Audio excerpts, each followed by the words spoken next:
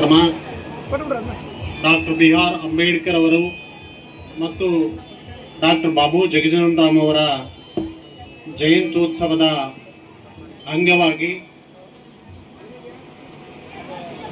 ಇಲ್ಲಿ ಸರಳ ಸಾಮೂಹಿಕ ಮದುವೆಗಳನ್ನು ಏರ್ಪಡಿಸೋದ್ರ ಮೂಲಕ ಇವತ್ತು ಈ ವೇದಿಕೆಯನ್ನು ನಾವು ಇಲ್ಲಿ ಹಂಚಿಕೊಳ್ತಾ ಇದ್ವಿ.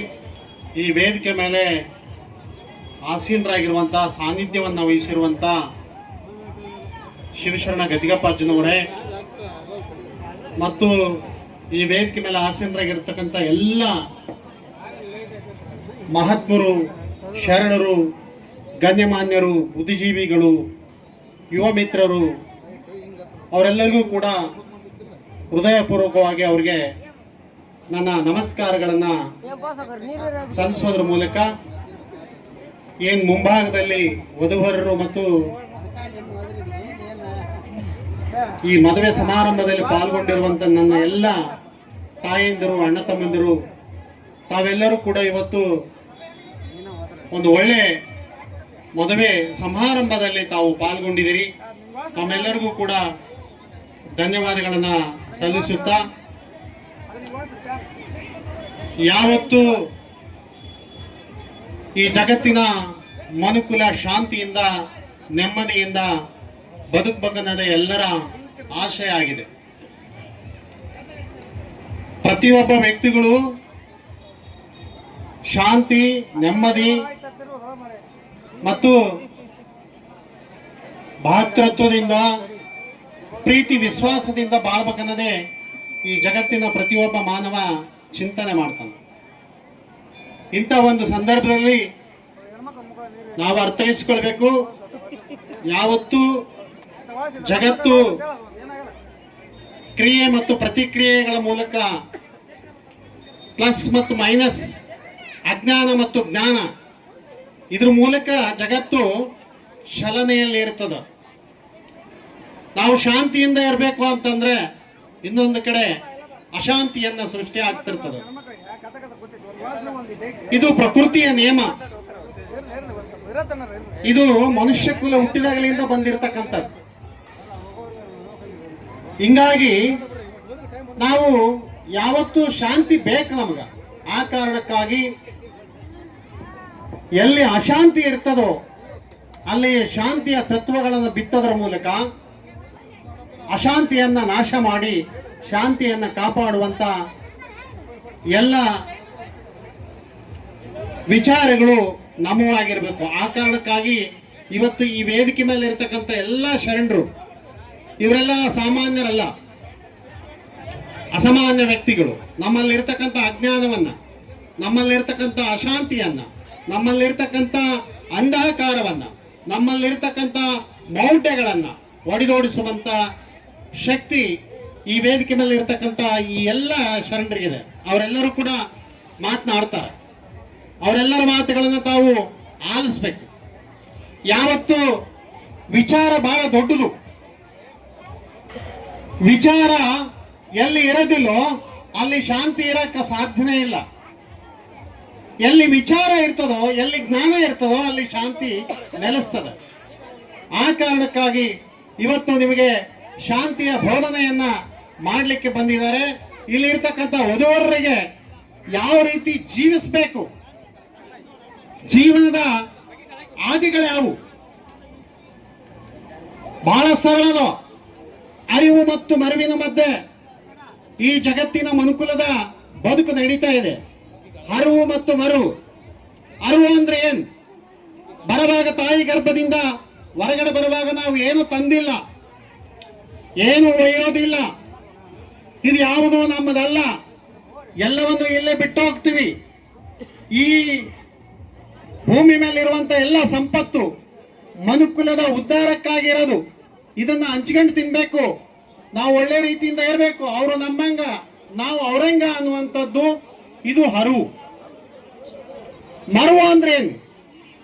ಈ ಎಲ್ಲ ಸಂಪತ್ತು ನಂದು, ಈ ಭೂಮಿ ನಂದು, ಈ ಸಾಮ್ರಾಜ್ಯ ನಂದು, ನಾನು ಹೇಳಿದಂಗೆ ಎಲ್ಲರೂ ಕೇಳಬೇಕು, ಇದೆಲ್ಲ ನನಗಾಗಿ ಇರೋದು, ನನ್ನಿಂದ ಬರ್ತದ ಅಂತಕ್ಕಂಥದ್ದು ಇದು ಮಾರ್ಗದಿಂದ ಮಾತ್ರ ಸಾಧ್ಯ. ಹಿಂಗಾಗಿ ಇವತ್ತಿನ ಈ ಒಂದು ಸಂದರ್ಭದಲ್ಲಿ ಈ ಡಾಕ್ಟರ್ ಬಾಬಾ ಸಾಹೇಬ್ ಮತ್ತು ಬಾಬು ಜಗಜೀವನ್ ರಾಮ ಅವರ ಜಯಂತಿ ಕೂಡ ಇಟ್ಕೊಂಡಿದ್ದೀವಿ. ಬಂಧುಗಳೇ, ಡಾಕ್ಟರ್ ಬಾಬಾ ಸಾಹೇಬ್ ಅಂಬೇಡ್ಕರ್ ಅವರು ಈ ಸಮಾಜಕ್ಕಾಗಿ, ಜಗತ್ತಿನ ಮನುಕುಲದ ಉದ್ಧಾರಕ್ಕಾಗಿ ಅವರು ಅನೇಕ ಸಂಕಷ್ಟಗಳನ್ನು ಪಡೋದ್ರ ಮೂಲಕ ಏನು ಭಾರತದಲ್ಲಿ ಜಿಡ್ಡುಗಟ್ಟಿರುವಂತ ಈ ಧಾರ್ಮಿಕ ವ್ಯವಸ್ಥೆ ಇತ್ತು, ಜಾತಿ ವ್ಯವಸ್ಥೆ ಇತ್ತು, ತಾರತಮ್ಯಗಳಿದ್ವು, ಶ್ರೀಮಂತರು ಬಡವರು ಅನ್ನುವಂತ ತಾರತಮ್ಯಗಳಿದ್ವು, ಏನು ಅಸ್ಪೃಶ್ಯತೆ ಜೀವಂತ ಇತ್ತು, ಈ ಎಲ್ಲವನ್ನ ತೊಡೆದು ಹಾಕೋದಕ್ಕ ಅವರು ಅನೇಕ ಸಂಕಷ್ಟಗಳನ್ನ ಕಷ್ಟಗಳನ್ನ ಪಟ್ಟು ಎಲ್ಲ ಜಗತ್ತಿನ ಶಾಸ್ತ್ರ ಪುರಾಣಗಳನ್ನ, ಜಗತ್ತಿನ ತತ್ವ ಶಾಸ್ತ್ರಗಳನ್ನ ಅಧ್ಯಯನ ಮಾಡೋದ್ರ ಮೂಲಕ ಅವರು ಮಹಾಜ್ಞಾನವನ್ನ ಪಡ್ಕೊಂಡು ಭಾರತದಲ್ಲಿ ಏನು ಶತಶತಮಾನಗಳಿಂದ ಅಸ್ಪೃಶ್ಯರನ್ನ ಯಾರು ಮುಟ್ಟಬಾರದು ಅಂತೇಳಿ ಅವ್ರನ್ನ ಊರವರೆಗೆ ಇಟ್ಟಿದ್ರು. ಅಂಥವ್ರಿಗೆ ಕೂಡ ನ್ಯಾಯ ಕೊಡಿಸೋದ್ರ ಮೂಲಕ ಈ ದೇಶದಲ್ಲಿ ಒಬ್ಬ ಮಹಿಳೆಗೆ ಹಕ್ಕ ಇರ್ತಿದ್ದಿಲ್ಲ, ಅಂತ ಮಹಿಳೆಯರಿಗೆ ಹಕ್ಕು ಕೊಡಿಸೋದ್ರ ಮೂಲಕ ಈ ಸಮಾಜದಲ್ಲಿ ಸಮಾನತೆಯನ್ನ ತಂದುಕೊಟ್ಟಂತ ಮಹಾನ್ ಮಹಾತ್ಮ ಅವರು ಬರೇ ಜೀವನದುದ್ದಕ್ಕೂ ಕಷ್ಟನ ಅನುಭವಿಸಿದ್ರೆ ಹೊರತು, ಕಣ್ಣೀರು ಹಾಕಿದ್ರೆ ಹೊರತು ಯಾವತ್ತೂ ಸುಖದಿಂದ ಬದುಕಲಿಲ್ಲ.